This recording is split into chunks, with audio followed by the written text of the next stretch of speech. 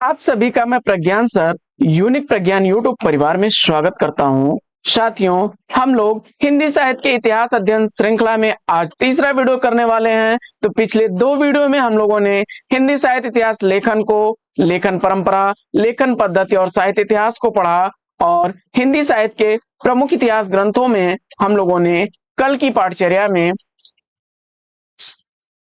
Complete कर लिया था गारसा दत्तासी के इतिहास ग्रंथ, इस्तवार दलाल त्रेत्योरेंदो हिंदुस्तानी को, मौलवी करीमुद्दीन के इतिहास ग्रंथ तजकिरा ईश्वराई हिंदी को, महेश दत्त शुक्ल के इतिहास ग्रंथ भाषा काव्य संग्रह को और शिव सिंह सेंगर द्वारा लिखे गए शिव सिंह सरोज को।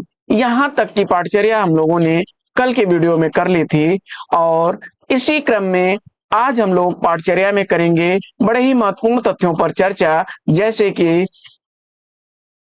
अगला टॉपिक हम लोग पढ़ेंगे the modern vernacular literature of Hindustan, Mishra Bandhu Vinod और आचार्य शुक्ल जी के इतिहास को। तो इनसे प्रश्न अक्सर बनते हैं और मुझे उम्मीद है कि जिन बिंदुओं को हम लोग इस पाठचर्या में शामिल कर रहे हैं, अगर इन बिंदुओं को आप ध्यान में रखेंगे तो कहीं ना कहीं परीक्षा में आपके एक प्रश्न सुनिश्चित हो जाएंगे। पाठचर्या को ध्यान से देखिए और पाठचर्या के बाद आप अपने विचार जरूर हमें बताया करिए। पाठचर्या को अगर आप किसी तरह से संशोधन चाहते हैं तो संशोधित किया जाएगा। आप लोगों के विचार और आप लोगों की जो प्रतिक्रिया होती है उससे हमें ये पता चल जाता है कि आप लोगों के लिए और बेहतर क्या प्रयास किए जाएं। तो साथियों, हम प्रयास करेंगे कि पाठचर्या में बेहतर पाठ सामग्री आपको मिलती रहे और नियमित आप अध्ययन करते रहिए। तो साथियों, अगर आप हमें समय दे रहे हैं तो उस समय का आप भरपूर लाभ लेंगे, ऐसा मुझे विश्वास है। तो आज की पाठचर्या में हम लोग प्रारंभ करेंगे the modern vernacular literature of Hindustan. The modern vernacular literature of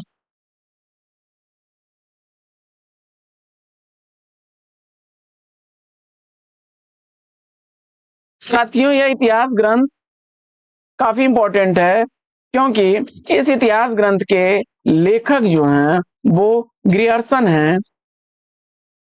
Grierson द्वारा लिखा गया यह इतिहास ग्रंथ है और इस ग्रंथ का प्रकाशन अगर आप देखें तो 1888 ईस्वी में 1888 ईस्वी में एशियाटिक सोसाइटी ऑफ बंगाल,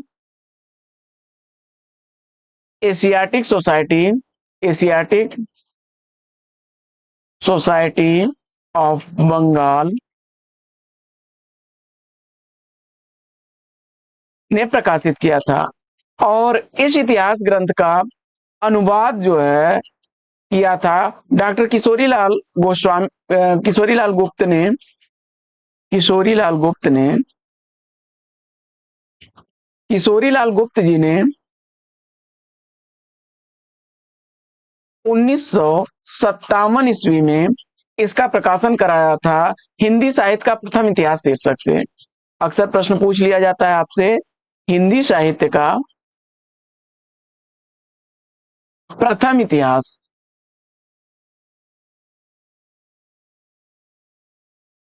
प्रथम इतिहास शीर्षक से किशोरीलाल गुप्त जी ने 1957 ईस्वी में इसको प्रकाशित किया था। तो इसमें आपके कई प्रश्न तैयार हो सकते हैं। जैसे इसका प्रकाशन वर्ष पूछ लिया गया तो 1888 ईस्वी। The modern vernacular literature of Hindustan के लेखक कौन है? तो ग्रियर्सन महोदय। प्रकाशन किस संस्था ने किया था? तो एशियाटिक सोसाइटी ऑफ बंगाल ने। इस ग्रंथ का अगर पूछ ले कि अनुवाद किसने किया तो हिंदी साहित्य का प्रथम इतिहास नाम से किशोरीलाल गुप्त ने। प्रकाशन वर्ष अगर हिंदी साहित्य के प्रथम इतिहास ग्रंथ का प्रकाशन वर्ष आपसे पूछ ले तो 1957 ईस्वी है ना इंपॉर्टेंट। और इसके संदर्भ में कुछ इंपॉर्टेंट तथ्यों पर चर्चा कर, the modern vernacular literature of Hindustan ग्रंथ जो है इसके प्रकाशन के संदर्भ में राम कुमार वर्मा और डॉक्टर गुलाब राय, राम कुमार वर्मा, राम कुमार वर्मा और गुलाब राय, ये दोनों महानुभाव इसका प्रकाशन 1889 ईस्वी मानते हैं। याद रखिएगा, यह भी तथ्य इंपॉर्टेंट है। इसी ग्रंथ के प्रकाशन वर्ष के संदर्भ में गणपत चंद्र गुप्त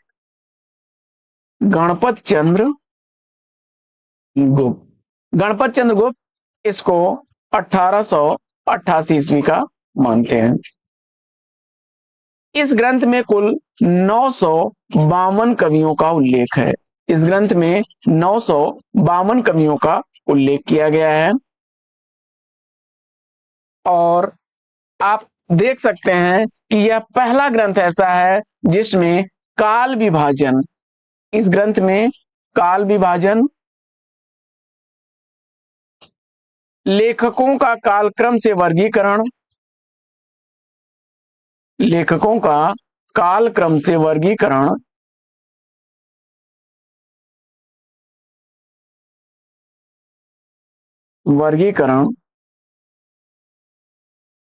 कृतियों का कालखंड में विभाजन, कृतियों का कालखंड में विभाजन इस ग्रंथ में मिलेगा। इसमें जो प्रत्येक अध्याय है किसी काल विशेष का सूचक है। प्रत्येक अध्याय इस ग्रंथ का किसी काल विशेष का सूचक है। और प्रत्येक अध्याय के अंत में गौण कवियों का भी उल्लेख किया गया है। गौण कवियों का उल्लेख भी किया गया है। यह भी इंपॉर्टेंट बात है। और सबसे इंपॉर्टेंट बात तो यह है कि नामकरण और काल विभाजन का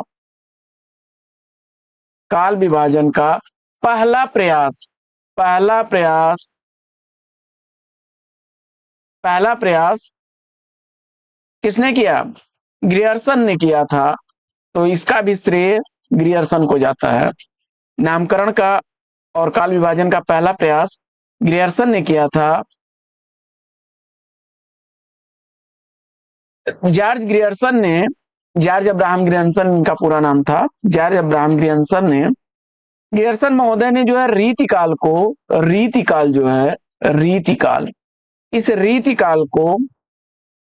द ऑर्स पोएटिका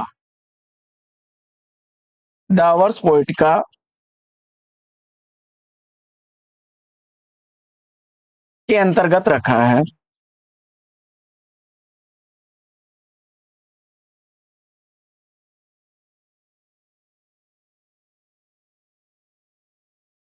अच्छा, एक काम और ग्रियर्सन महोदय ने किया था कि पहली बार हिंदी साहित्य का भाषा की दृष्टि से क्षेत्र निर्धारण करते हुए पहली बार भाषा की दृष्टि से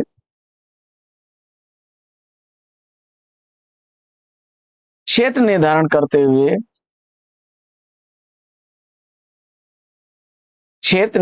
करते हुए संस्कृत प्राकृत एवं अरबी फारसी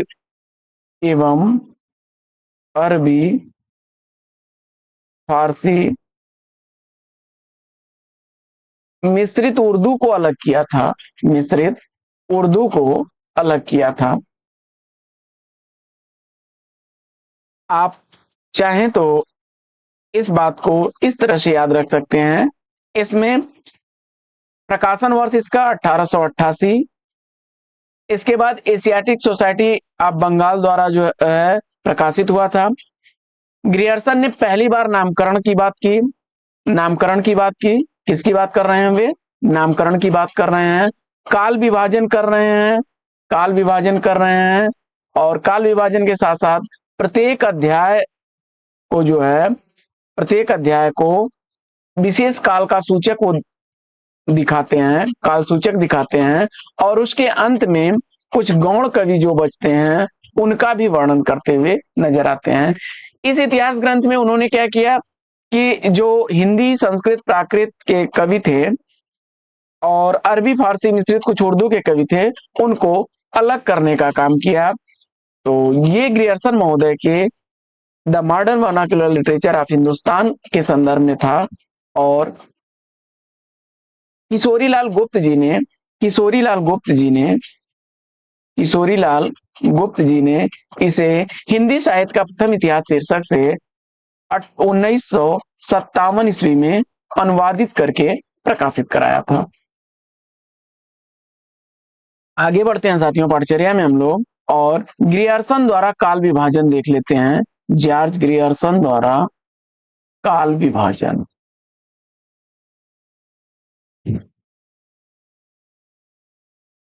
पाठचर्या को ध्यान से देखिए और रिवीजन करते रहिए। ग्रियर्सन ने काल विभाजन जो किया था, इसमें चारण काल,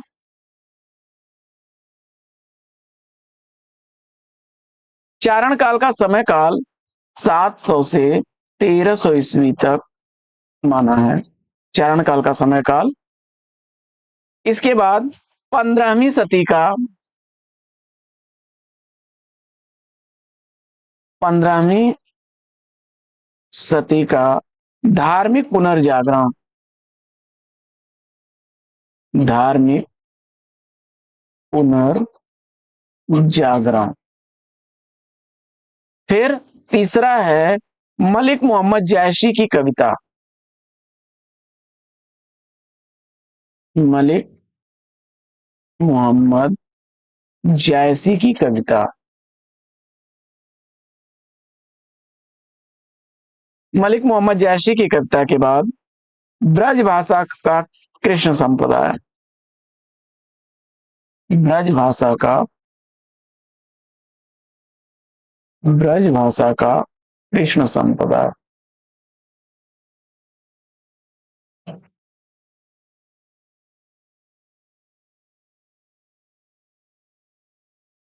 ब्रज भाषा का कृष्ण संप्रदाय, ब्रज भाषा का कृष्ण संप्रदाय 1500 से 1600 ईस्वी मानते हैं इसको, 1500 से 1600 ईस्वी। मुगल दरबार, अगला क्रम, मुगल दरबार, मुगल दरबार के बाद तुलसीदास,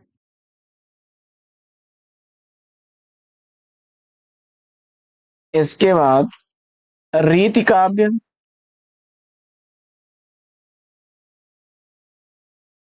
इसके बाद रीत काव्य को 1580 से 1692 तक रखते हैं। तुलसी के अन्य परवर्ती, तुलसी के अन्य परवर्ती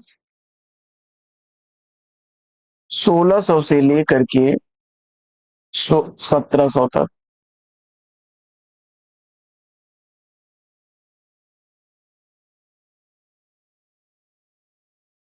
फिर 18वीं शताब्दी,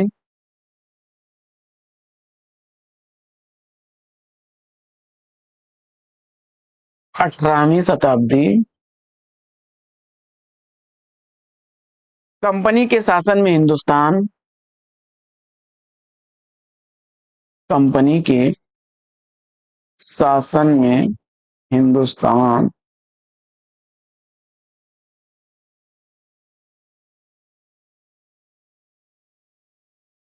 महारानी विक्टोरिया के शासन में,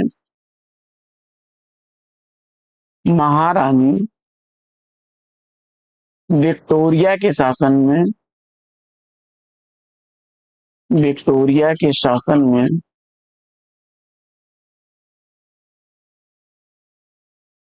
हिंदुस्तान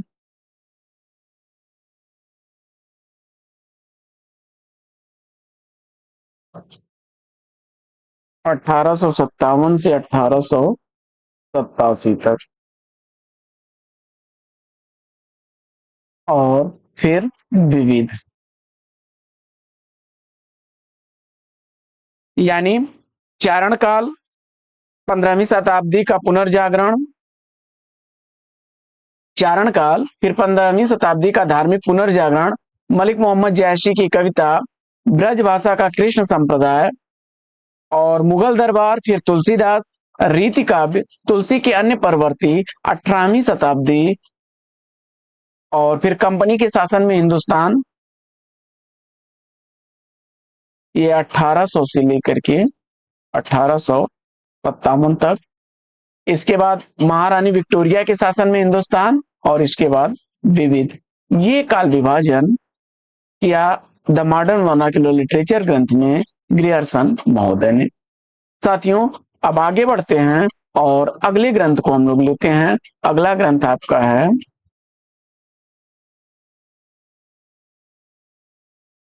मिश्र बंधु विनोद।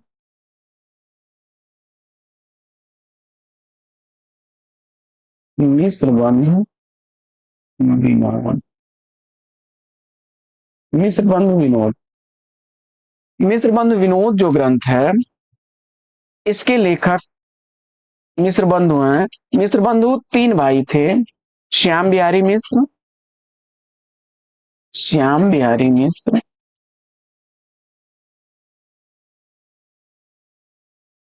श्याम बिहारी मिश्र, सुखदेव बिहारी मिश्र, सुखदेव बिहारी मिश्र, और तीसरे भाई थे गणेश बिहारी मिश्र। संयुक्त रूप से जो है इन लोगों ने संयुक्त रूप से मिश्र बंधु विनोद की रचना की है। इस ग्रंथ के संदर्भ में जो है, इसके पहले तीन भाग जो है, अक्सर पूछता है प्रश्न में, प्रथम तीन भाग प्रकाशित हुए थे 1913 ईस्वी में। वहीं चौथा भाग इसका प्रकाशित हुआ था 1934 ईस्वी में। तो ये ग्रंथ काफी इंपॉर्टेंट ग्रंथ है हिंदी साहित्य के इतिहास के लिए। और इस ग्रंथ के संदर्भ में शुक्ल जी लिखते हैं, आचार्य रामचंद्र शुक्ल, आचार्य रामचंद्र शुक्ल जी द्वारा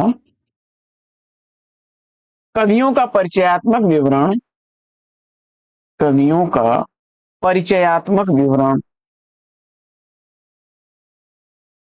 परिचयात्मक विवरण मिश्र बंधु विनोद से लिया गया। मिश्र बंधु विनोद से लिया गया है।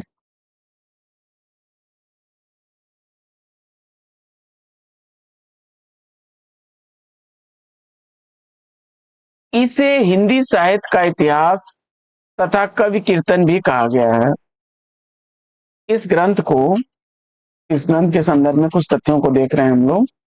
तो इस ग्रंथ को जो है हिंदी साहित्य का इतिहास तथा हिंदी साहित्य का इतिहास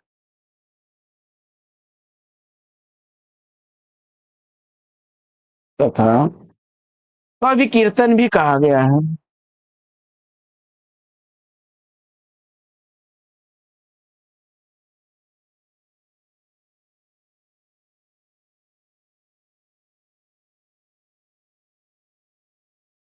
कवि कीर्तन भी कहा गया है।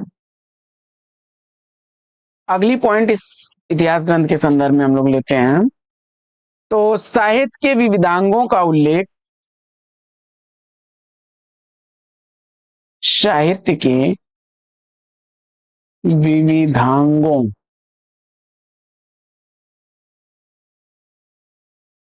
का उल्लेख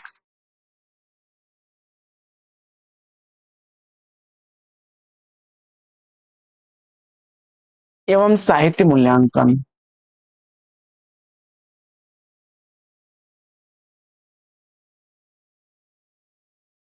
इस ग्रंथ के संदर्भ में, अच्छा, इसमें साहित्य के इतिहास को जो है 5 कालखंडों में विभाजित किया गया है। साहित्य इतिहास को जो है इसमें पहला है आरंभिक काल,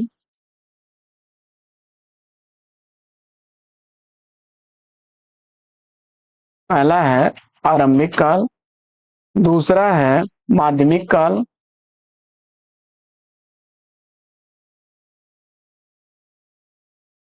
दूसरा है माध्यमिक काल और तीसरा है आपका अलंकृत काल,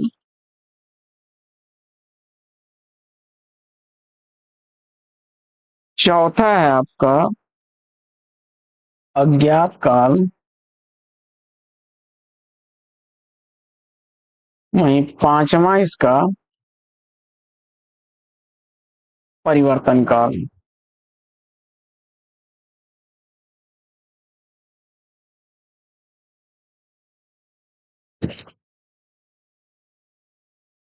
अब साथियों आरंभिक काल को भी इन्होंने दो तरह से विभाजित किया है। पूर्व आरंभिक काल, पूर्व आरंभिक काल, पूर्व आरंभिक काल का समय इन्होंने 700 से 1343 विक्रमी संवत माना है। वहीं उत्तर आरंभिक काल, उत्तर आरंभिक काल, उत्तर आरंभिक काल को इन्होंने का समय जो है 1344 से 1444 विक्रमी संवत, याद रखिएगा ये विक्रमी संवत है, विक्रमी संवत। इसी तरह से माध्यमिक काल को भी उन्होंने दो खंड में विभाजित कर दिया, पूर्व माध्यमिक काल, पूर्व माध्यमिक काल और प्रौढ़ माध्यमिक काल, प्रौढ़ माध्यमिक काल। पूर्व माध्यमिक काल का समय 1445 विक्रमी संवत से 1560 विक्रमी संवत तक। वहीं प्रौढ़ माध्यमिक काल का समय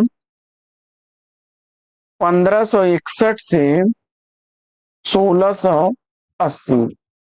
अलंकृत काल को भी इसी तरह से उन्होंने पूर्व अलंकृत काल और उत्तर अलंकृत काल दो तरह से डिवाइड किया।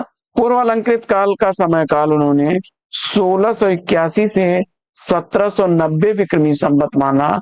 वहीं उत्तर अलंकृत काल का समय 1791 ईस्वी से 1889 विक्रमी संवत माना है। इसके बाद परिवर्तन काल का समय उन्होंने जो है 1890 से 1925 विक्रमी संवत माना है। इसको भी दो खंड में उन्होंने किया था। दूसरा खंड इसका था वर्तमान काल का, क ख करके आप कर सकते हैं, जो 1926 विक्रमी संवत से अब तक का था, यानी जब तक इतिहास ग्रंथ लिखा गया। ये साथियों चर्चा हो गई मिस्र बंधु के इतिहास ग्रंथ पे, यानी मिस्र बंधुओं द्वारा जो इतिहास ग्रंथ लिखा गया था, मिस्र बंधुओं द्वारा जो इतिहास ग्रंथ लिखा गया था, इसके लेखक पूछ लिया जाए तो आप बता देंगे कि यह संयुक्त रूप से श्याम बिहारी मिश्र, सुखदेव बिहारी मिश्र और गणेश बिहारी मिश्र द्वारा लिखा गया। इस ग्रंथ का प्रकाशन 1913 ईस्वी में 3 भाग इसके प्रकाशित हुए थे और चौथा भाग 1934 ईस्वी में प्रकाशित हुआ था। इसके बाद शुक्ल जी ने कवियों का जो परिचयात्मक विवरण है वह मिस्र बंधु विनोद से लिया है और हिंदी साहित्य के इतिहास तथा इस इतिहास को जो है कवि कीर्तन भी कहा गया है और साहित्य के विविध दांगों का उल्लेख एवं साहित्य मूल्यांकन इस ग्रंथ के बिना संभव नहीं है। इसके बाद काल विभाजन अगर मिस्र बंधुओं का देखा जाए तो उन्होंने जो है पूर्व आरंभिक काल, उत्तर आरंभिक काल के रूप में 5 भागों में किया था। पहला आरंभिक काल था, दूसरा माध्यमिक काल था, तीसरा अलंकृत काल था, चौथा अज्ञात काल था और 5वां परिवर्तन काल था। आरंभिक काल जो है, इस आरंभिक काल को उन्होंने दो भाग कर दिए। इसी तरह से माध्यमिक काल के भी 2 भाग किए, अलंकृत काल को भी और परिवर्तन काल को भी। तो आपको बस याद रखना है कि आरंभिक काल में क्या है, पूर्व आरंभिक काल 700 से शुरू होगा 1343 तक और फिर उत्तर आरंभिक काल 700 से 1444 विक्रमी संवत, याद रखिएगा 700 से 1343 तक पहला आरंभिक काल है और उत्तर आरंभिक काल 1344 विक्रमी संवत से 1444 विक्रमी संवत तक है। इसके बाद माध्यमिक काल में आप आ जाइए, तो माध्यमिक काल की समय सीमा 1445 से विक्रमी संवत 1560 तक है, पूर्व माध्यमिक की और प्रौढ़ माध्यमिक काल। इसी तरह से अलंकृत काल को भी उन्होंने दो खंड में किया, पूर्व अलंकृत काल, उत्तर अलंकृत काल। पूर्व अलंकृत काल 1681 से 1790 विक्रमी संवत तक का समय, और उत्तर अलंकृत काल का 1791 से 1889 विक्रमी संवत। इसी तरह से परिवर्तन काल का समय 1890 विक्रमी संवत से 1925 विक्रमी संवत तक, और वर्तमान काल में 1926 से जब तक साहित्य लिखा गया तब तक का। तो ये तो सर हम लोगों ने पढ़ लिया मिस्र बंधु विनोद को। अब अगले इतिहास ग्रंथ, जो काफी इंपॉर्टेंट इतिहास ग्रंथ है, आचार्य रामचंद्र शुक्ल जी का है। तो आचार्य शुक्ल जी के इतिहास ग्रंथ को हम लोग कल की पाठचर्या में ऐड करेंगे, क्योंकि वीडियो ज्यादा लंबा हो जाएगा। तो फिर लेते हैं यहीं पर विराम, फिर मिलते हैं आपसे अगले वीडियो में एक नए प्रकरण, एक नया टॉपिक, एक नए अंदाज में। तब तक के लिए लेते हैं आपसे विदा। आपका जीवन मंगलमय हो। बेस्ट विशेष, बेस्ट ऑफ लक। जय हिंद साथियों।